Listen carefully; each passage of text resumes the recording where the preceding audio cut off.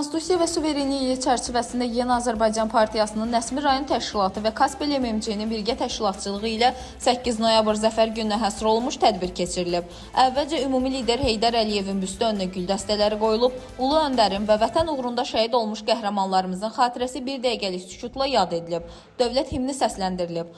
Daha sonra Zəfər gününə həsr olunmuş videoçarx nümayiş etdirilib. Tədbirdə Yeni Azərbaycan Partiyasının Nəsmi rayon təşkilatının sədri Azər Süleymanov, Milli Məclisin deputatları Hikmət Babaoğlu və Məlahət İbrahim qızı, Nəsmi rayon İcra Hakimiyyətinin başçısının səlahiyyətlərini icra edən Zahid Xəlilov çıxış edərək 44 günlük vətən müharibəsində qazanılmış qələbənin xalqımızın birliyi, ordumuzun qəhrəmanlığı və Prezident İlham Əliyevin qətiyyəti ilə rəhbərliyinin nəticəsi olduğunu vurğulayıblar.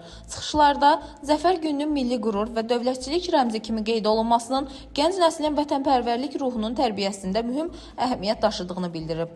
Kaspel MMC-nin idarə heyətinin sədri Ceyhun Quliyev və Qarabağ müharibəsi əlilləri və şəhid ailələrinin birliyinin Nəsmi rayon şöbəsinin sədri Azər Quliyev dövlətin şəhid ailələrinə və qazilərə göstərdiyi qayğını, eləcə də bərpa işlərinin ictimai dəstəyin vacibliyini qeyd ediblər. Sonda inşa yazı müsabiqəsinin qalibləri mükafatlandırılıb və Yeni Azərbaycan Partiyasının himni səsləndirilib. Dilbər Vüqar qızı, Bölgə TV.